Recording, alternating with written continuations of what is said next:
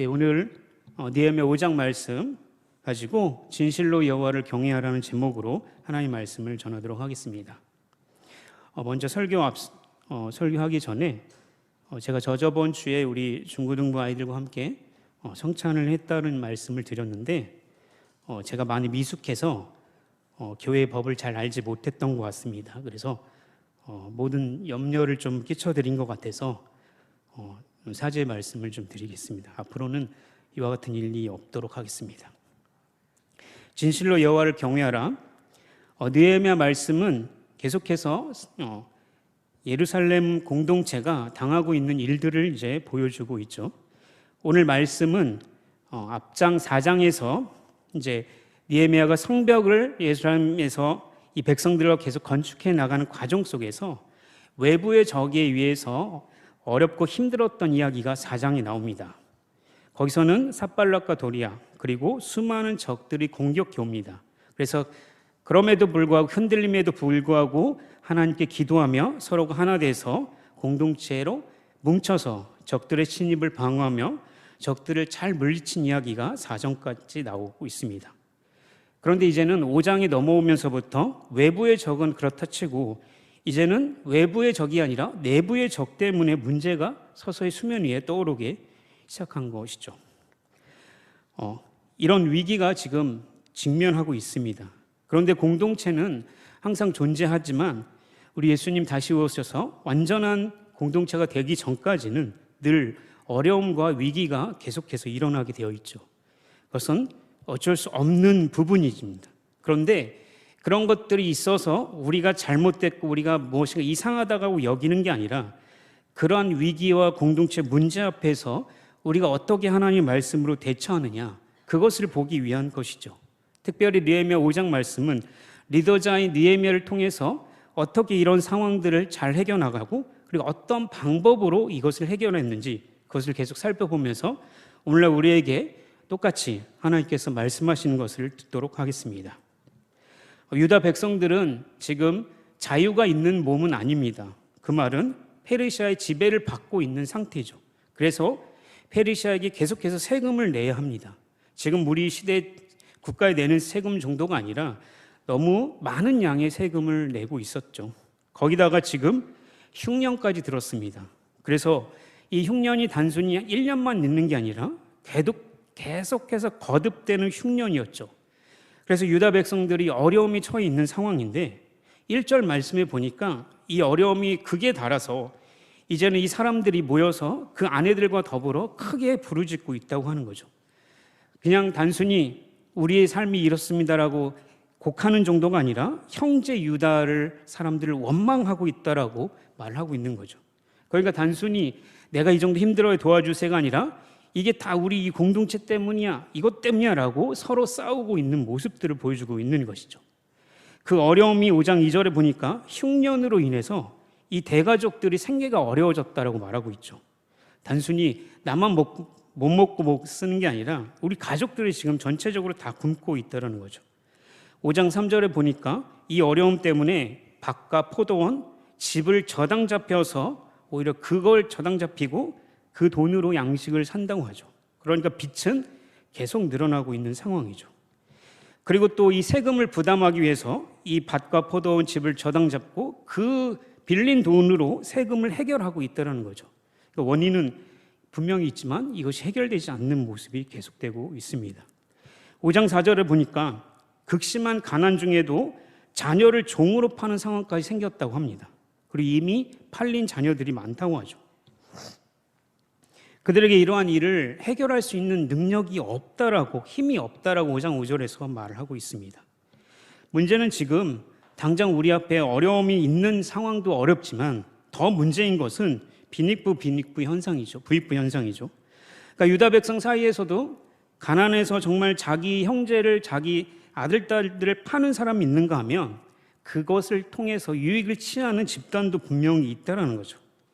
그래서 분명 7절에 보니까 귀인들과 민장들이 이 일의 중심이 되었다라는 것을 느헤미야가 파악하게 되는 것입니다. 그러니까 참 이러한 문제는 그냥 그 당시의 문제뿐만 아니라 오늘날에도 여전히 해결되지 않는 문제인 것이죠. 그런데 이런 문제가 발생하는데 진짜 문제가 어디서부터 일어났는지를 느헤미야가 그 원인을 파악하고 있습니다. 5장 5절에 보면 우리의 몸과 형제의 몸이 같다라고 이야기하죠. 그리고 우리의 자녀가 형제와 같다라고 얘기해요. 뒷절에서 보면 노예가 된 우리 딸들이 벌써 있다. 그리고 가난 때문에 우리 아들, 딸들을 종으로 팔아야 하는 신세가 되었다라는 한탄의 소리를 굳이 이 구절에 넣고 있다는 거죠. 예레미야 25장 39절을 한번 살펴보도록 하겠습니다. 예레미야 25장 39절 읽겠습니다. 43절까지 읽겠습니다. 시작. 너와 함께 있는 내 형제가 가난하게 되어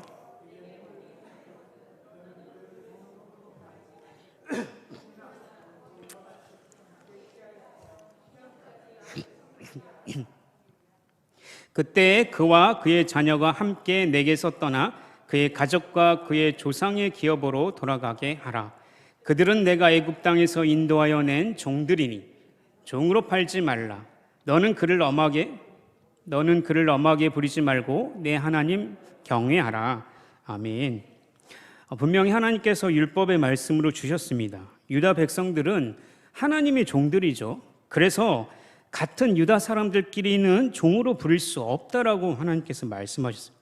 그런데 혹시라도 어떤 이유에서든지 만약에 종으로 부리게 된다면 노예처럼 부려먹지 말고 그들을 동거인으로 대하라라고 하면서 안식년과 희년에는 그들을 풀어줘야 한다라고 말씀하고 있는 것이죠. 그러니까 사실은 세상의 논리와는 정말 정반대되는 논리인 거죠. 세상은 어떻습니까? 한번 내 물건, 내 재산이 되면 어떻습니까? 끝까지 내 재산이죠. 절대로 남한테 줄 수 없는 거예요. 그리고 내 자식에게까지 다 물려줘야 하는 내 것인 거죠. 그러나 하나님의 법은 이 모든 것들과 다릅니다. 그래서 하나님은 분명히 그런 내 동료, 내 가족들과 같은 형제를 같은 종으로 삼지 말라라고 말씀하고 있는 거죠. 하나님의 법은 그럼으로써 하나님을 기억하라고 말씀하시는 것입니다. 그러니까 나에게 주신 하나님께서 주신 것들은 다 하나님께서 주신 것이다 라는 것을 잊지 말라는 거죠.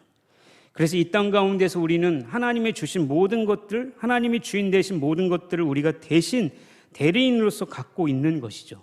그래서 안식일이나 안식년을 주는 것은 땅을 쉬게 하는 것들도 다 이와 같이 우리는 청지기이고 이것이 우리 것이 아니다라는 걸 알게 하기 위해서 7년에 한 번 땅을 쉬게 하고 내 모든 것들을 풀어주는 이런 일들을 하고 있다는 거죠. 그러니까 모든 것의 주인은 하나님이고 이것을 주신 분이 누구라는 것을 고백하기 위해서 이와 같은 말씀을 주셨다는 것입니다. 그렇기 때문에 우리가 가진 재산, 지금 내 힘, 내 눈물로, 내 피땀으로 얻은 이것들이 다 하나님의 것이다라는 거죠. 그래서 이거 고이고이 간직해서 내 자손들에게 줘야지가 아니라 그것도 후손에게 몰려주기 위해서 하는 것이 아니라 다 하나님의 것이다. 그러니 그것을 상식시키기 위한 것이 오늘과 같은 법, 이 율법을 주셨다는 거죠. 그런데 사람들은 분명히 이와 같은 법을 잘 압니다. 하나님께서 그것을 원하시고 그렇게 사는 것이 인간다운 모습이라고 말씀을 통해서 말씀에도 불구하고 시간이 흐를수록 그 말씀의 율법의 법이 흐려지고 그리고 불행하게도 사람들이 이것들을 잃어버리게 되는 것이 문제인 것이죠. 그래서 나중에 내가 쌓은 이 물질들을 보면서 이 모든 것이 다 하나님의 것이지 그래 내 것은 아무것도 없어 라고 고백해야 되는데 오히려 다 내 거야 더 많이 모아야지라고 그렇게 살아가는 모습을 볼 수 있습니다. 여기서 분명히 인간이 얼마나 악하고 얼마나 죄에 많은 사람인지를 알게 하는 것이죠. 그렇기 때문에 하나님께서 율법을 통해서 우리에게 보여주시는 것은 하나님을 경외하고 그것을 방해하는 것들, 그것이 곧 죄라는 것, 인간의 탐심과 탐욕이 하나님의 정해주신 법을 어겨서까지도 행하고 있다면 그것은 너희들의 죄라고 분명히 말씀하고 있는 거죠. 그러니까 다른 사람을 취하고 억압하고 압제해야지만 가질 수 있는 이 논리가 그것 자체가 죄다라고 말씀하고 있는 것이죠. 그러니 세상 사람들은 이것을 보면서 윤리가 좀 높네, 고윤리네, 고도덕적이네 라고 하는 것이 아니라 그렇게 하는 이유는 인간이 하나님 앞에서 죄인이며 그래서 하나님을 경외하지 않고서는 아무것도 할 수 없다라는 것을 말해주고 있는 것입니다. 그래서 아까 읽었던 레위기 마지막 말씀에 너는 그를 엄하게 부리지 말고 왜? 하나님을 경외하기 위해서라고 말하고 있습니다. 종으로 부리지 말고 부리더라도 엄하게 하지 마 라고 한 하나님을 경외하라고 해주신 말씀, 그것들을 지켜나가야 하는 것이죠. 만약 이들이 하나님을 경외하는 마음이 있었다면, 지금 공동체에 이러한 마음이 있었다면 억압과 착취와 이런 비닉부 형상들이 일어나지 않았을 것입니다. 그러니 결국은 죄로 인하여 하나님을 두려워하지 않는 이스라엘의 모습, 유다의 모습을 보여주고 있는 것이죠. 이 모습을 보면서 느헤미야가 어떤 반응을 보입니까? 분노하고 있다는 거죠. 그것은 자신이 단순히 화가 나서가 아니라 그들의 죄의 문제를 보면서 분노하고 있다는 것입니다. 그래서 이 문제가 단순히 유다 사람들의 문제뿐만 아니라 상류층에 속한 지도자급들이 이미 이 죄에 관련되어 있다는 걸 알게 되는 거죠. 생계 허덕이며 절망 속에서 도움을 부르짖는 가난한 우리 형제 자매들이 있음에도 불구하고 그 지도자들은 하나님의 방법을 따르지 않고 가난한 사람을 더 빈곤한 모습으로 가게 하고, 그리고 그 행동들을 통해서 이득을 취하는 그들의 모습을 보고 있는 것입니다. 그 모습에 느헤미야는 엄청난 분노를 느끼죠. 단순히 느헤미야가 공명심에 있어서 그냥 정의로운 마음 때문에 화를 내고 있는 것이 아니라 그들이 행하고 있는 죄의 문제를 보고 분노하는 것입니다. 그리고 그가 했던 행동이 무엇입니까? 깊이 생각했다고 말씀하고 있죠. 단순히 화가 났다고 그 분노를 바로 풀어버리고 이것이 맞다고 해서 바로 풀어버린 것이 아니라 깊이 생각했다고 하죠. 그것은 하나님 앞에 기도한 모습을 보여주고 있는 거죠. 하나님께 먼저 부르짖고 그리고 나서 그 분노를 표출하고 있습니다. 이것은 거룩한 분노이지만 이 거룩한 분노에는 분명히 깊은 통찰이 필요합니다. 평소 하나님의 말씀을 통해서 깊이 생각하는 습관이 있다면 이런 문제 앞에서 자신의 감정에 충실할 수밖에 없는 것이죠. 그러니 조금만 더 생각하고 조금만 더 하나님 말씀에 더 깊이 집중할 수 있다면 쉽게 분노를 표출하지 않을 것입니다. 느헤미야는 지도자들과 고통받고 있는 사람들을 다 소집합니다. 그래서 그들의 문제를 공개적으로 다루고 있죠. 5장 7절에 보니까 민족들과 민장들이 어려움에 처해 있는 사람들에게 높은 이자를 받고 있다는 것을 책망하고 있습니다. 그들은 형제에게 꾸어질 때 이자를 받지 말라는 이 언약의 말씀을 어기고 무시한 것이죠. 상류층에 속한 사람들은 그에게 종으로 팔린 이 가난한 이 사람들을 다시 이방인들에게 팔면서 이득을 취했다는 거죠. 분명히 하나님께서 하지 말라는 것들을 하고 있는 것입니다. 5장 8절에 보니까 이는 이방 사람들과 다를 바 없다. 느헤미야는 이방 사람들에게 노예로 팔린 유다 사람들을 다시 구해오는 일들을 열심히 했는데, 반대로 이 지도자들은 취했던 이 형제 자매들을 이방인에게 팔고 있는 모습을 보여주고 있는 것이죠. 유다 백성들은 분명히 하나님께서 선택하신 사람들이죠. 비록 그들이 지금 하나님의 진노를 사서 모든 민족이 흩어짐을 당했습니다. 그러나 하나님의 긍휼하심으로 다시 예루살렘에 모으셨고, 그리고 그 귀한 공동체를 만들었고, 그리고 예루살렘 성전을 다시 건축하고 성벽을 다시 건축하는 이런 은혜로운 일들을 실행하고 있었습니다. 그런데 그들은 하나님의 은혜를 기억하면서 이젠 자신들을 멸망케 하게 한 이유, 하나님의 말씀을 듣지 않고 율법을 준수하지 않았기 때문이라는 것을 바로 깨닫고 다시 하나님 말씀을 잘 지켜나가야 하는 것이 그들의 목적이었죠. 그러나 시간이 흐르고 그들의 생계와 욕심이 더욱더 커져서 하나님의 말씀을 지키지 않는 이런 죄악된 모습들을 계속 보여주고 있던 것이죠. 그것이 공동체 안에 내부적인 이 문제의 원인으로 떠오르게 되었던 것입니다. 아무리 그들이 페르시아의 지배를 받고 있다 하지만 그들이 지켜야 하는 것은 법입니다. 율법이죠.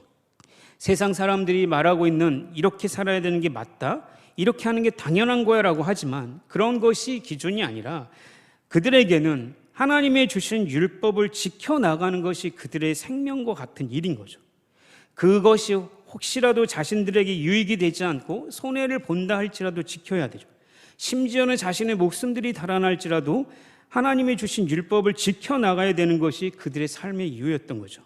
그러니까 이 문제가 단순히 지금 문제만 일어난 것이 아니라 여전히 유다 공동체, 다시 귀한 공동체에 문제가 여전히 지속되고 있음을 보여주고 있습니다. 그것이 보이지 않았던 것뿐이지 다시 수면 위로 떠오르고 있는 모습을 볼 수 있는 거죠. 성벽을 재건하기 전에 먼저 이 문제를 해결하고 나가야 했던 것이죠.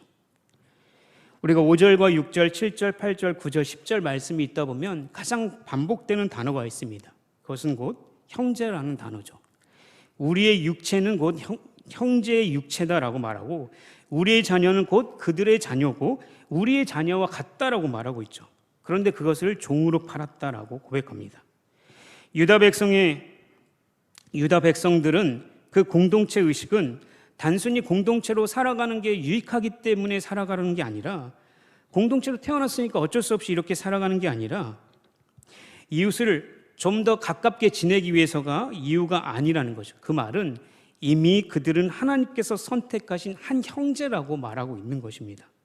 피를 나눈 자만이 진짜 형제가 아니라 하나님 말씀 안에서 하나님께 선택하신 공동체, 그것이 형제라고 말하고 있는 거죠.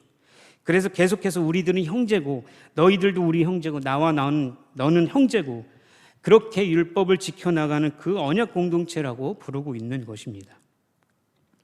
그러니까 한 형제고 같은 자녀들이고 이렇게 말씀하고 있는 거죠. 그도 그럴 것이, 유다 백성들은 사실 혈통적으로 피를 나눈 가족만 가족이라고 여기지 않습니다. 그들은 그것을 가계라고 얘기하지 않고 하나님의 율법의 말씀을 지켜 행하는 것이 그들의 공동체라고 말하고 있는 거죠. 그러니 룻과 같은 사람도 외부인, 이방인이지만 하나님 말씀의 법에 순종하고 살아가는 자를 자신의 가족으로 여기게 된 것이죠. 그러니까 그들은 단순히 같은 공동체이기 때문에, 좋은 유익이기 때문에 형제가 아니라 이미 가족이고 형제라는 것이죠. 그러니까 그들이 해야 할 사명은 하나님께서 정해주신 율법의 말씀을 계속해서 지켜나가는 것이 그들의 형제됨의 원칙이라는 것이죠. 그런데 그런 공동체가 지금 서로를 팔고 이익을 위해서 서로에게 하나님이 하지 말라는 일들을 하고 있는 것이죠. 그러니 이런 문제의 깊은 내면 안에는 그들이 정말로 그들을 형제로 생각하지 않았다는 것은, 그것을 할 수 있었던 이유는 분명히 하나님의 말씀을 지키지 않는 것이죠. 그것은 더 근본적으로 내려가면 무엇이 있겠습니까? 하나님을 섬기지 않는 마음이죠. 하나님을 경외하고자 하는 마음이 없다라는 것을 절정적으로 나타나는 것들이 형제자매를, 그들을 통해서 유익을 얻고 그들을 파는데도 아무런 죄책감이 없다라는 거죠. 이것을 느헤미야가 보고 꾸짖고 있는 것이죠. 이러한 것들을 사단에게 비방의 거리가 된다, 이방인들에게 빌미거리가 된다 하면서 여호와를 경외하는 마음으로 다시 공동체를 돌볼 것을 추구하고 그렇게 권고하고 있는 것입니다. 느헤미야는 율법에 따라서 구체적인 제안을 하고 있죠. 10절과 12절 보니까 회중들을 모으고 그와 그 동료들에게, 농부들에게 돈과 곡식을 구워줬다는 것을 알게 하고, 그랬더니 그들이 그것을 시인합니다. 그래서 그들이 그 자리에서 우리가 이자를 받는 일을 그만하자라고 고백하고 있죠. 우리 출애굽기 22장 25절 말씀을 읽어볼까요? 출애굽기 22장 25절 말씀 읽겠습니다. 시작. 내가 만일 너와 함께한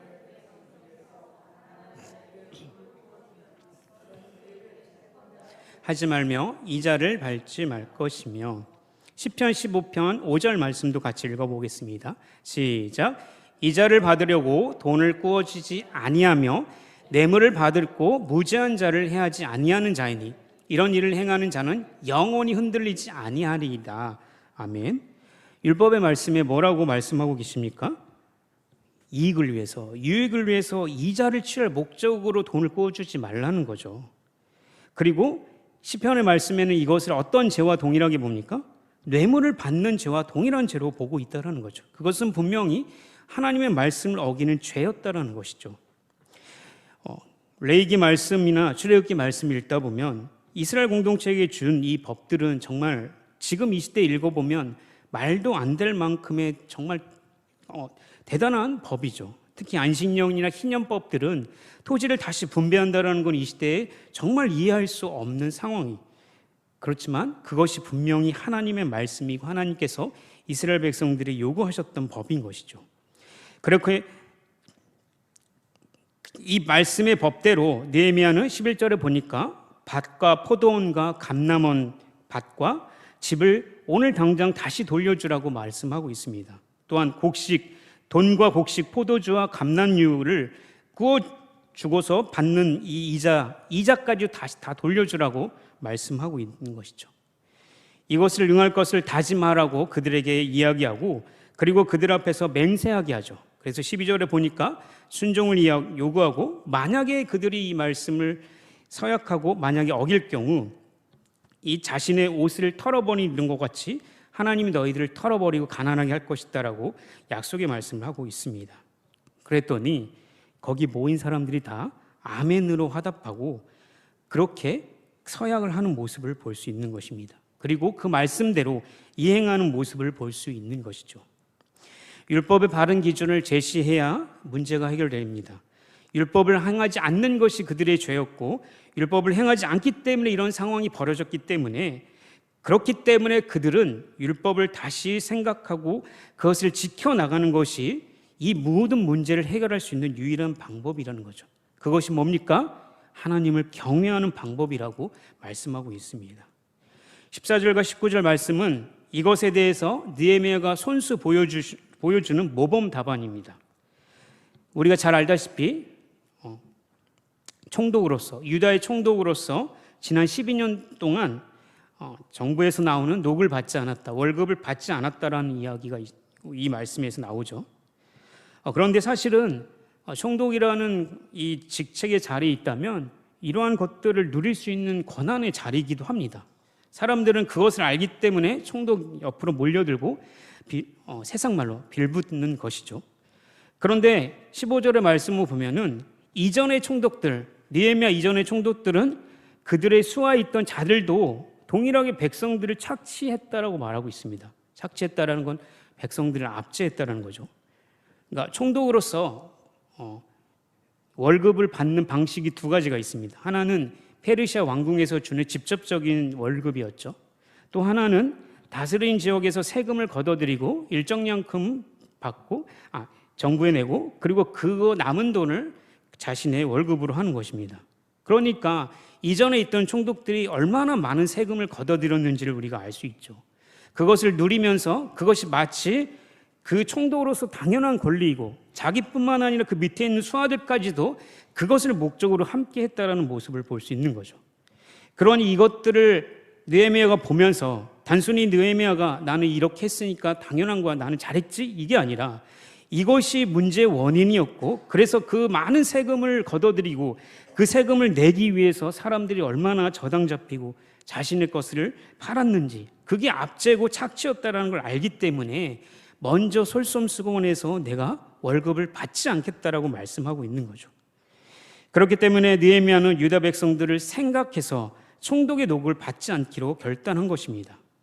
느헤미야 이런 모습을 보면서 조금 멋있네? 라고 얘기하는 정도가 아니라는 거죠.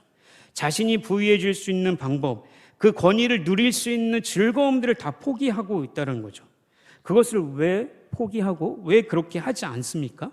사람들에게 나는 이런 모범적인 모습을 하고 있어라고 자랑하고 싶었을까요? 그것이 아니라는 거죠. 그것은 하나님을 경외하고자 하는 마음에서부터 나왔다라는 것입니다.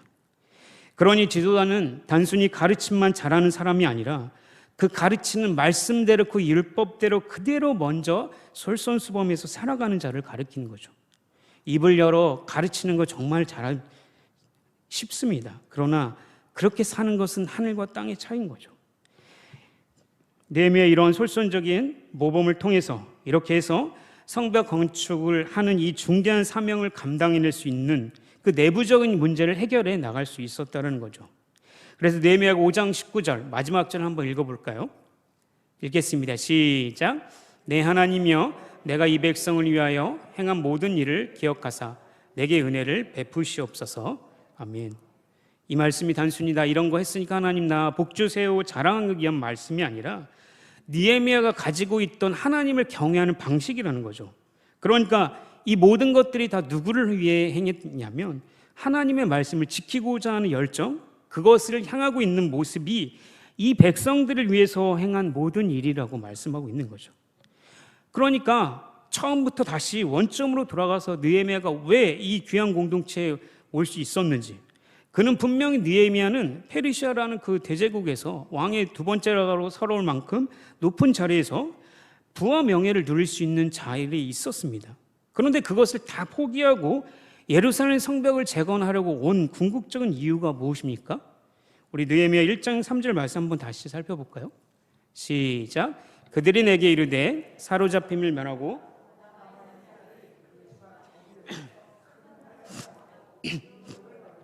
예루살렘 성은 허물어지고 성물들을 불탔다 하는지라. 아멘. 예루살렘이 하나님의 임재의 상징이고 곧 유다 백성들을 존재하게 하는 존재 이유죠. 그것이 무너졌다는 것은 하나님의 이름이 무너지고 하나님께서 능력을 받았다는 것을 알기 때문에 이것을 내가 다시 건축해야겠다는 마음으로 다시 돌아오게 되는 거죠. 그런데 그것이 구체적으로 어떤 마음으로부터 나옵니까? 유다 백성들이 사로잡혀 있는 그 모습들을 보면서 안타까움을 느꼈기 때문에 더 추진력 있게 일을 할 수 있었다는 것이죠. 그러니까 이와 같은 느헤미야 마음을 예수님께서 정말 기가 막힐 정도로 정리를 잘해 주셨어요. 마태복음 22장 37절 40절까지 말씀을 한번 읽겠습니다. 시작. 예수께서 이르시되 내 마음을 다하고 목숨을 다하고 뜻을 다하여 주 너의 하나님을 사랑하라 하셨으니 이것이 크고 첫째 되는 계명이요 둘째도 그와 같으니 내 이웃을 내 자신과 같이 사랑하라 하셨으니 이 두 계명이 온 율법과 선지자의 강령이니라. 아멘. 그러니까 무엇입니까? 하나님을 경외하는 마음이 원리가 돼서 그 하나님을 두려워하는 마음, 하나님의 이름이 모독받는 것에 대해서 너무나 수치심을 느껴서 하나님을 위해서 내가 살겠습니다라고 고백했는데 그 실제적인 행동이 무엇을 통해서 나타납니까? 이웃을 사랑하는 실제적인 모습을 통해서 나타났다는 거죠. 야고보서 말씀을 늘 말씀하지 않습니까? 네가 정말로 하나님을 사랑하니? 그러면 내 이웃을 사랑해. 그들이 진짜 필요한 것들을 줘라고 말씀하고 있습니다. 우리는 분명히 하나님을 사랑을 알기 때문에 하나님을 사랑하기 때문에 예배를 드리고 말씀 읽고 기도하고 각종 제사나 우리 예배와 같은 이런 것들을 많이 드립니다. 그것은 하나님을 사랑하는 표현이죠. 그런데 정작 중요한 것은 거기에만 머물러 있을 때가 너무나 많다는 거죠. 그것은 반쪽짜리 신앙입니다. 아니 오히려 어린아이와 같은 신앙이라는 거죠. 신앙이 정말 성숙해진다면 바로 옆에 있는 이웃, 내 형제를 진정으로 사랑하는 마음과 행동으로부터 나타난다는 것이죠. 그것이 온전한 율법의 정신이다라고 말씀하고 있는 것입니다. 결혼 생활을 하면서 남편 때문에 많이 실망할 때가 있습니다. 부인 때문에 실망할 때가 많습니다. 돈을 많이 못 벌어서 서운한 것이 아니죠. 남편이 나를 사랑한다고 하는데 거의 집에 오면 자기 시간 보내기 바쁩니다. 같이 밥도 먹고 같이 이야기도 해야 되는데 이런 시간이 없고 자기 취미 생활하는 데는 바쁘죠. 그 모습을 보면서 어떤 마음이 듭니까? 서운한 것이죠. 만약에 사랑한다면 같은 시간을 드리고 같이 함께 해야하는 것이 맞는데 그런 모습을 볼 때마다 마음이 아픕니다. 마찬가지입니다. 하나님을 사랑한다면 수많은 예배를 드리고 결단과 견단을 많이 하고 기도를 많이 하고 시간을 매일 갖고 하나님과 묵상하는 시간, 이런 예배의 행위적 것들을 많이 드리지만 진짜 그 사랑하는 것이 표현된다면 내 옆에 있는 자를 섬기는 모습으로 나타난다는 거죠. 만약 옆에 있는 자를 섬기지 않는다면 그것은 하나님께서 정말 가증히 여기시는 외식의 모습이라고 말할 수 있는 것이죠. 하나님을 사랑하면 반드시 이웃에 대한 실제적인 행동이 나타납니다. 이것이 신앙이고 성숙한 그리스도의 모습인 거죠. 느헤미야가 궁극적으로 하나님을 사랑하기 때문에 하나님이 남겨주신 유다 사람들을 봤을 때 그들이 곤욕과 치욕을 당하는 것을 보지 못한다는 거예요. 그들을 살리기로 결심했다는 거죠. 그래서 예루살렘에 돌아와 성벽을 건축한 일을 하게 되었다는 것입니다. 그렇기 때문에 오늘 말씀에서 율법의 말씀을 제대로 지키지 않는 지도자를 향해서 분노하며 그들을 꾸짖을 수 있었던 이유는 율법의 온전한 정신을 알고 이웃을 사랑한 그 행위를 알기 때문에, 그러니까 돈 몇 푼 때문에 이자를 취하기 위해서 사랑하는 형제를 버리는 약한 일, 그들이 가난에 허덕이는데도 그걸 남몰라하고 그 자녀를 사다가 이웃에게, 이방인에게 파는 이런 일들이 얼마나 악한지를 보여주고 있는 것이죠. 그리스도인들의 공동체는 바로 이런 마음에서부터 아파하고 그것에부터 실제로 도움을 필요한 자를 돕는 행위를 하는 것이 그리스도의 공동체인 것이죠. 이것이 율법의 온전한 정신이고 하나님을 경외하는, 진실로 경외하는 방법이라고 말씀해주고 있습니다. 이렇게 할 때 율법의 기준이 바로 세워지고, 그리고 하나님을 경외하는 마음으로 이웃을 사랑하고 고치고자 하는 모습들이 보여지기 때문에 이 공동체가 회복되어 가는 모습을 볼 수 있는 것이죠. 공동체 안에서는 분명히 문제들이 많습니다. 그리고 연약한 자들도 많이 있습니다. 나와 생각이 다른 자들 많죠. 그러나 그런 자들을 멸시하지 않고 그들의 행동이 분명 잘못됐다 할지라도 무시하지 말고 정죄하지 않고 오래 참고 감싸주는 그런 사랑의 실제적 행동이 우리 공동체를 세우는 일인 것이죠. 그것이 그리스도인의 공동체라는 것입니다. 하나님 말씀이 우리의 유일한 기준이고 그 말씀을 지키고 이웃을 사랑하는 행동이 우리에게 시급한 것이죠. 우리 마지막으로 신명기 24장 19절 22절 말씀 읽고 말씀을 마무리하도록 하겠습니다. 같이 읽겠습니다. 시작. 내가 밭에서 곡식을 벨 때 그 한 뭇을 밭에 잊어버리거든 다시 가서 가져오지 말고 나그네와 고아와 가부를 위하여 남겨두라. 그리하면 내 하나님 여호와께서 내 손으로 하는 모든 일에 복을 내리시리라. 내가 내 감람나무를 떤 후에 그 가지를 다시 살피지 말고 그 남은 것은 객과 고아와 가부를 위하여 남겨두며 내가 포도원의 포도를 딴 후에 남은 것을 다시 따지 말고 객과 고아와 가부를 위하여 남겨두라. 너는 애굽 땅에서 종되었던 것을 기억하라. 이러므로 내가 내게 이 일을 행하라 명령하노라. 아멘. 저희 어머니는 30년 넘게 과부로 살아주셨습니다. 그래서 이 말씀을 볼 때마다 저희 어머니가 계속 생각나는데, 하나님의 말씀은 정확합니다. 고아와 가부와 객을 돌아보지 않는 것은 하나님을 경외하지 않는 거죠. 성도 수를 늘리는 것은 이제 그만해야 돼요. 교회를 세우고 건물을 짓고 화려한 것들을 세우기에 우리는 너무나 급급했어요. 교회를 세워서 우리 성도 수가 이만 있다라는 자랑할 것만을 누리드는 것들은 이제 그만해야 되는 거죠. 선교주에 수많은 교회를 세웠다, 우리는 이런 같은 일들을 한다, 선교 헌금이 이만큼 나왔다라고 얘기하는 거 이제 그만해야 되는 거죠. 그런 것에 목숨 거는 게 아니라 고아와 가부와 객이 내 옆에 없는 것에 우리의 마음을 한탄해야 한다는 거죠. 우리의 도움이 필요한 형제 자매가 옆에 있다면 그들을 돕는 일이 진짜 하나님을 경외하는 일이고, 그렇게 못하는 내 자신의 가슴을 치며 하나님 앞에 회개해야 하는 것이 진정한 공동체의 모습인 것입니다. 사랑하는 성도 여러분, 우리 주위의 이웃은 누구입니까? 정말 우리 공동체에 가난한 사람, 우리의 도움이 절실한 사람이 있습니까? 그들을 돌아보는 이야말로 하나님을 경외하는 방식입니다. 우리 사랑하는 성도님들이 하나님을 진실로 경외하는 이런 모든 사람들이 되기를 주님의 이름으로 기도합니다. 우리 다 같이